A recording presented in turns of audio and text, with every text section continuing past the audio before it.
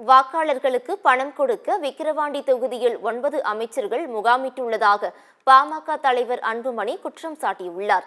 விக்கிரவாண்டி இடைத்தேர்தலை முன்னிட்டு பாமக வேட்பாளரை ஆதரித்து அக்கட்சியின் தலைவர் அன்புமணி ஆசூர் கிராமத்தில் வீதி வீதியாக சென்று வாக்கு சேகரிப்பில் ஈடுபட்டார். முன்னதாக செய்தியாளர்களை சந்தித்த அன்புமணி வாக்காளர்களுக்கு பணம் கொடுக்க விக்கிரவாண்டி தொகுதியில் 9 அமைச்சர்கள் முகாமிட்டுள்ளதாக குற்றம் சாட்டினார். வன்னியர் இடஒதுக்கீடு விவகாரத்தில் 4 அமைச்சர்களிடம் விவாதிக்க தயார் என்றும் அன்புமணி சவால் விடுத்துள்ளார்.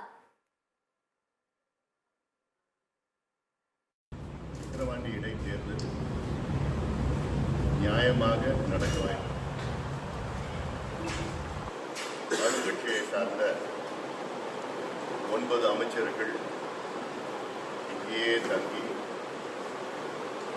அவர்களை சார்ந்தவர்கள் அனைவரும் இங்கே மக்களுக்கு எப்படி பணம் கொடுக்கலாம், வாக்குகளை பெறலாம் என்று திட்டமிட்டிருக்கிறார்கள்.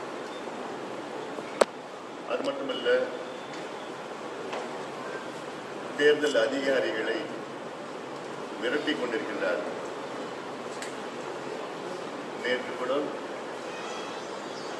ஒரு வேட்பாளருக்கு எதுக்கு நீங்கள் பானை சின்னம் ஒதுக்கினீர்கள் என்று இந்த பகுதியை சார்ந்த ஒரு அமைச்சர் தேர்தல் அதிகாரியை கடுமையாக திட்டிய காரணத்தால் அதிகாரிகள் மத்தியிலே ஒரு பய உணர்வு இருந்து வருகிறது.